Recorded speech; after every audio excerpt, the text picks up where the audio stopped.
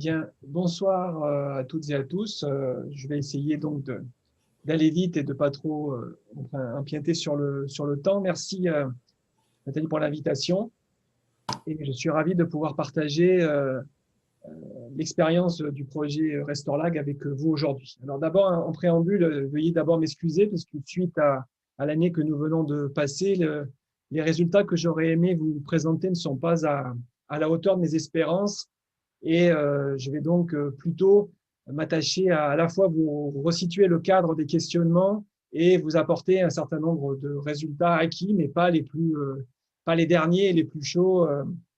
malheureusement, puisque je vais demander la prolongation d'une année du projet pour pouvoir arriver au bout.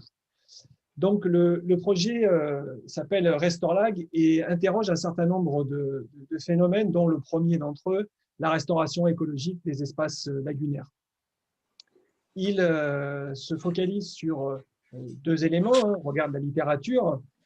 les services environnementaux dont ils sont affublés et dont ils constituent un peu l'emblème. Sont-ils des conditions de bifurcation dans les trajectoires d'aménagement et de développement des territoires littoraux? Pour ce faire, nous avons décidé avec l'ensemble des collègues d'élargir, je dirais, le spectre temporel, pas aussi loin que l'on aurait aimé le faire, mais en remontant, vous comprendrez tout à l'heure pourquoi, à la période où on pouvait disposer notamment d'un appareillage cartographique nécessaire pour remplir deux des objectifs du projet. Donc, ces fameuses lagunes ou ces eaux de transition, telles qu'elles sont nommées à l'échelle européenne, font partie encore aujourd'hui des milieux les plus dégradés.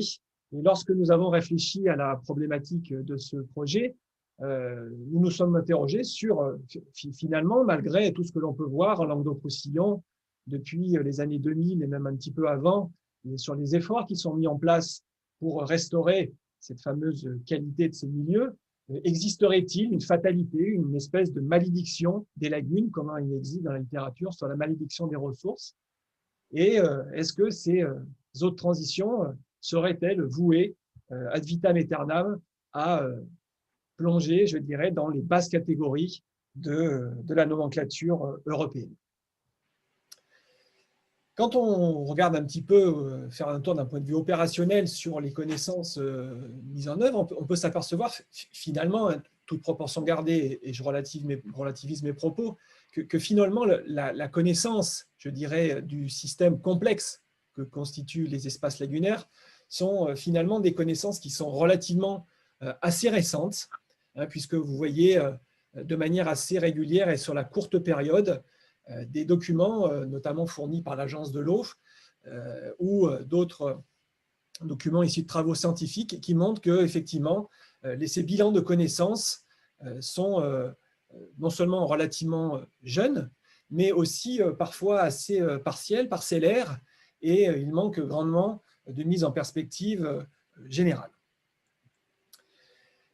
Sur un autre point, cette fois-ci, qui n'est pas uniquement la gestion de l'eau, mais ces milieux lagunaires sont aussi des milieux humides, on peut s'apercevoir aussi qu'en termes de reporting, la question de la stabilisation d'un état de conservation et du reporting de cet état de conservation à l'Union européenne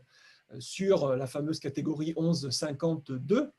est elle aussi extrêmement récente, et il a fallu attendre, je dirais, l'année dernière pour que le guide de l'état de conservation soit stabilisé de manière à pouvoir interétalonner dans la diversité des modes de fonctionnement et de configuration géographique, hydromorphologique des lagunes, des éléments de comparaison et surtout de connaissance. Pour pousser un petit peu plus loin, quand on s'aperçoit, quand on fait un peu de bibliographie, on peut aussi s'apercevoir de manière assez paradoxale, j'y reviendrai, que finalement la bibliographie portant sur ces espaces est très centré d'un point de vue des disciplines. Tout à l'heure, Valérie le montrait autour des sciences de l'environnement. Et finalement, assez peu de choses spécifiques sur les sciences humaines et sociales, à part évidemment quelques travaux, je dirais précurseurs, comme ici autour de Montpellier d'Hélène Révalette. Mais quand on regarde sur le temps long, il y a vraiment une dichotomie très forte entre les connaissances acquises d'un point de vue des sciences naturelles et les connaissances acquises par les sciences humaines et sociales. Et donc, il nous a semblé nécessaire de participer à ce défi d'interdisciplinarité pour apporter des éléments sur caractériser au mieux cette vulnérabilité des lagunes, notamment au changement climatique, en se reportant sur le temps long. Donc ce projet rassemble un certain nombre de laboratoires et vous avez affiché à l'écran les différentes disciplines qui participent à la réflexion dans ce projet. Donc l'objectif, c'est d'essayer de se placer dans une analyse des projets de restauration et notamment d'essayer de catégoriser ce que signifie la restauration des socio-écosystèmes lagunaires en faisant état, là aussi en comparant dans la littérature, que si les travaux ont été extrêmement nombreux sur les estuaires ou sur les cours d'eau, finalement la restauration des socio-écosystèmes lagunaires, mis à part la question de restauration de la qualité de l'eau, les lagunes sont un petit peu le parent pauvre de cette interrogation sur qu'est-ce qui caractérise la restauration écologique des lagunes. Donc, pourquoi les services environnementaux? Je vous l'ai dit, c'est le mot d'ordre un petit peu qui mobilise et justifie ces études et cette protection, avec une dimension, je dirais, d'une approche critique sur qu'est-ce que c'est que ces services, pour qui, pourquoi, et comment ils interviennent dans la restauration de ces socio-écosystèmes. Et surtout, l'objectif, c'est de lier, je dirais de manière complète, l'état de l'environnement, à un moment donné, les dynamiques environnementales et paysagères, et les modalités de gestion et de gouvernance qui ont été mises en place à différentes périodes, afin de retracer justement les stratégies et les trajectoires par les acteurs du territoire. Donc, est-ce que aujourd'hui, l'approche par les services écosystémiques et plus généralement par la restauration écologique des lagunes est une condition nécessaire, suffisante, pour changer la stratégie d'aménagement et de gestion des territoires littoraux dans leur ensemble, et dont ces territoires lagunaires sont, je dirais, par leur position aval, les réceptacles. Donc, 3 axes pour faire vite. Un premier axe pour ce faire qui se veut en mobilisant tout un tas de données, notamment cartographiques, d'essayer de retracer sur le temps long l'empreinte spatiale de ces lagunes, leurs différentes limites,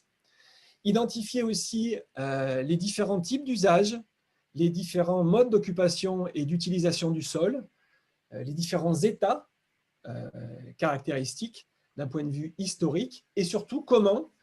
ces sociétés locales ou non se sont adaptées ou ont mis en place des systèmes de gestion et de gouvernance de ces espaces lagunaires. Effectivement, si on se replace dans le temps long, pour les lagunes par exemple corse, il y a 5000 ans, elles n'existaient pas. Pour les lagunes languedociennes, entre 10 et 12 000 ans, elles n'existaient pas non plus. Et pour un certain nombre d'entre elles, à plus ou moins court terme, en fonction des changements climatiques et des aléas sur le littoral, elles risquent plus ou moins de disparaître. Donc cette question de la trajectoire et de la restauration, elle est bien nécessaire pour nous de la replacer dans le contexte historique, politique, social et économique dans lequel elle se situe. Et enfin, un axe 3 autour de cette fameuse caractérisation de la restauration écologique. Qu'est-ce que c'est? Avec l'hypothèse derrière, c'est que la restauration écologique des uns n'est pas la restauration écologique des autres, et que la restauration écologique, derrière le mot d'ordre, se cache effectivement des stratégies de gestion qui peuvent aller en non-complémentarité les unes avec les autres et ne pas prendre la restauration écologique comme un absolu. Donc, pour ce faire, articuler mode et modalités de gouvernance, évolution paysagère et dynamiques environnementales, deux concepts ont été mobilisés. Le concept de trajectoire, parce qu'il fait référence à la fois à des travaux en sciences humaines et sociales, mais aussi, tout à l'heure on l'a bien vu, en sciences de l'environnement, donc de coupler un petit peu ces différents types de trajectoires. Moi, j'ai beaucoup aimé, par exemple, la diapositive tout à l'heure de Valérie qui montrait comment l'état écologique tel que le définit la DCE a été atteint surtout bien avant la mise en place de la DCE. Et donc, du coup, voilà, on peut aussi s'interroger sur la nécessité et du coup l'impact de la DCE sur la restauration écologique. Donc, ces éléments de cadrage dans le temps et dans l'espace, ces éléments de bifurcation, ces éléments de réponse plus ou moins tardifs, avec à la fois des systèmes lagunaires qui sont susceptibles de répondre extrêmement rapidement à l'événement, et puis pour d'autres, où la résilience est beaucoup plus lente et l'inertie des fonctionnements beaucoup plus long. Le deuxième élément, c'est de se baser sur les cycles de l'eau, que tout le monde connaît, mais aussi les cycles hydrosociaux, pour se situer cette fois-ci à l'échelle du bassin versant et notamment de ses cours d'eau, et de montrer comment, dans le temps et dans l'espace aussi, ont circulé ces ressources, quel type d'usage, quel type de territoire, quel type de groupes sociaux les ont utilisés, à quelle fin, et qu'est-ce que ça a eu comme conséquence sur les paysages, l'utilisation des sols et l'état de la lagune in fine. Donc, restaurer quoi, où et comment? Alors, effectivement, lors de l'interrogation initiale autour de ce programme, on avait discuté avec des collègues qui étaient spécialistes du littoral et qui nous avaient dit, finalement, sur un certain nombre de points littoraux en France, on s'est aperçu qu'à un moment donné, on avait un recul parfois de 4, 5, 6 mètres d'un coup, lié à une tempête. Mais si on se plaçait ça dans le temps long, sur les 70 dernières années, en fait, on s'apercevait que dans certains coins, à l'endroit où on en avait perdu beaucoup, ben finalement, si on faisait la balance sur 50 années, ben on avait potentiellement gagné 1 mètre ou alors perdu que 3 mètres. Et donc, en fait, cette question d'interroger, restaurer quoi, où et comment, veut un petit peu mettre un peu de nuance sur un peu cette culture du présentisme ou de la réaction à l'urgence, et de se dire, attention, les derniers aménagements sur le littoral, depuis notamment les années 70, ont eu pour tendance à fixer ces milieux et leur dynamique. Et on s'aperçoit aujourd'hui qu'on est plutôt dans des modes adaptatifs, souples. Et donc, le projet se propose, à travers cette analyse historique des contours, des modes de gestion et des modalités de gouvernance, de bien mettre en perspective les endroits où on restaure, qu'est-ce qu'il y avait avant, pourquoi c'est comme ça, et qu'est-ce que ça peut donner dans une opération de restauration qui ne se fait plus uniquement sous le coup de l'urgence ou de l'émotion. La question des services. Bon, là aussi, quand on lit la littérature sur les services écosystémiques, on peut être pour partie frappé de redécouvrir finalement que les lagunes rendent des services. Quand on lit le cartulaire de l'étang de l'Or qui date du XIIe siècle, on a, de mon point de vue, l'exemple parfait dans ce qu'on appelle aujourd'hui d'un plan de gestion, et on voit bien comment les gens de l'époque, parce qu'ils en tiraient une énorme richesse, comme le montre ici la carte, vous voyez, c'est l'ordre de Malte qui était propriétaire des étangs et des terres autour, donc ils n'investissaient rarement dans des endroits où ça ne leur rapportait pas. On peut voir finalement que cette question des services, elle est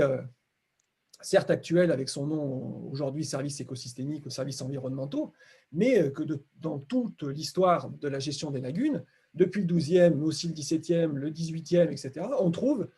ce qu'on peut appeler des plans de gestion qui mettent en avant un certain type de service que doit rendre la lagune, derrière, évidemment, se posant des enjeux, des acteurs et des types d'utilisation particulières.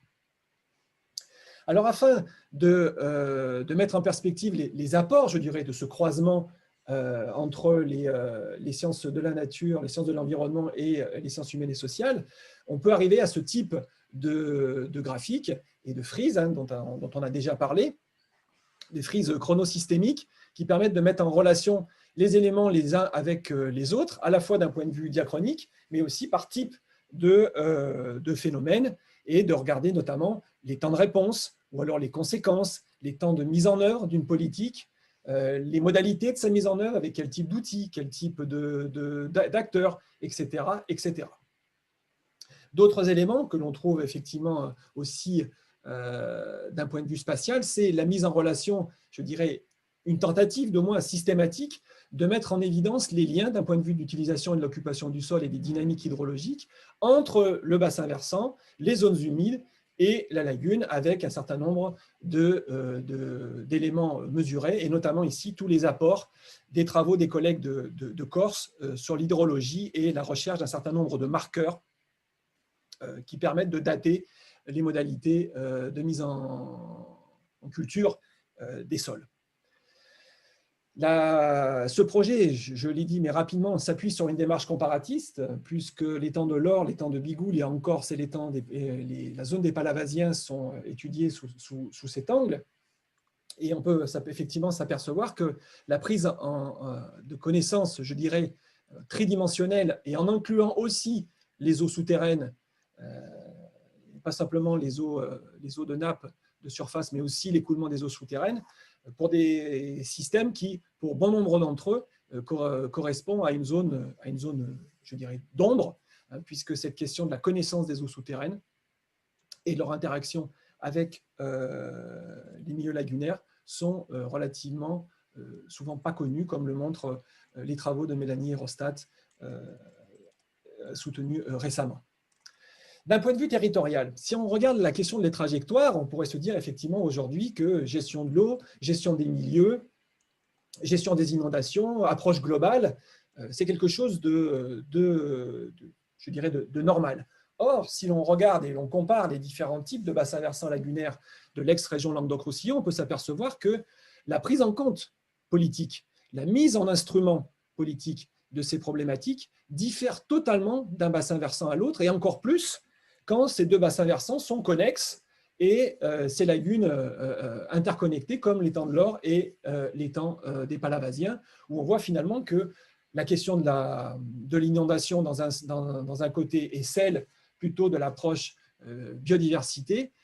arrivent dans des temporalités et selon des outils avec des types d'acteurs qui sont complètement différents et différents dans le temps et dans l'espace. Et ça me permettra tout à l'heure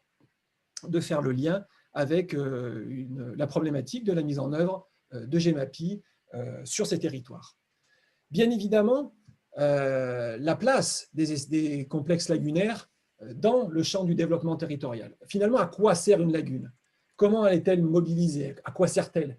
Du tourisme, un écrin de biodiversité, une zone de pêche, une zone pour la conchyliculture, une zone pour des marinas. Finalement, d'essayer de regarder comment dans à la fois la publicité, mais aussi les textes réglementaires ou de planification, de voir la place qui est accordée aux espaces lagunaires permet de décrire les modalités de son insertion dans des dynamiques territoriales qui, bien évidemment, en rétroaction, influent sur sa morphologie, son fonctionnement et donc, bien évidemment, les usages qui lui sont connexes. Un autre exemple, le complexe lagunaire de Saxe-le-Cat, avec la question du port et les incidences sur la gestion du gros, sur la localisation des différentes activités et leurs évolutions dans le temps. Quand il y a eu les conflits au début des années 90, on est vraiment arrivé à une mise en place d'une partition spatiale et sociale des activités à l'intérieur de la lagune parce que l'état de celle-ci et les dynamiques territoriales autour ont nécessité une redéfinition de ce qu'on peut appeler un emploi du temps de l'espace, un emploi du temps et de l'espace de la lagune. Un autre élément, j'en parlerai cette fois-ci beaucoup plus rapidement, puisque de toute façon, Röger vous l'a présenté, c'est finalement ces espaces sont caractérisés d'un point de vue hydrologique, social, etc., par ce qu'on peut qualifier, pour reprendre l'expression de l'ancien directeur du SNBT, des zones d'emmerdement maximum ou des zones d'accumulation, pour parler plus poliment. Si je ne me restreins que sur les questions des directives européennes, il faut quand même savoir que ces espaces sont concernés par ni plus ni moins de 7 directives européennes, ce qui pose bien évidemment derrière des problèmes d'articulation, de gouvernance. Est-ce que la directive faune-flore est toujours et systématiquement en accointance avec la directive 4 sur l'eau? Je pense que les réflexions en cours au pôle relais lagunes sur les zones intermittentes montrent que finalement, ces directives européennes, même si elles partagent les mêmes objectifs, ne sont pas forcément, d'un point de vue opérationnel et de gouvernance et de gestion de ces milieux, forcément complémentaires et, au tout du moins, facilement articulables. Les derniers éléments du programme sur l'année qui vient de s'écouler, ça a été d'observer de manière relativement fine les modalités d'appropriation et de mise en œuvre de la compétence GEMAPI, qui renvoie notamment pour les lagunes à la fois à cette question de la gestion de l'eau, des milieux aquatiques, mais aussi de la protection contre les inondations. Comment se situent et se placent, je dirais, les nouveaux acteurs qui rentrent dans ce champ-là par rapport à ceux qui étaient historiquement connus, donc les EPTB? Comment se situent les EPCI? Comment se ventilent dans le temps et dans l'espace le 1, 2, 5 et 8? Pour quel type de projet? Toutes aujourd'hui les questions que se posent les territoires, je veux dire d'une manière générale, et plus particulièrement ceux autour des lagunes corse et du Grand Montpellier, montrent que la prise en main de cette problématique, l'articulation entre les deux champs de la gestion, inondation d'un côté et milieu de l'autre, sont loin d'être facilement articulables. Et donc, en termes de restauration, bien évidemment, de comprendre aujourd'hui quel est le nouveau, je dirais, champ de réglementation, mais aussi le nouveau champ de gestion et de gouvernance, nous apparaît un élément essentiel. Et la clé d'entrée GEMAPI nous semble pour le moins relativement pertinente. J'en terminerai là-dessus en vous remerciant pour votre attention.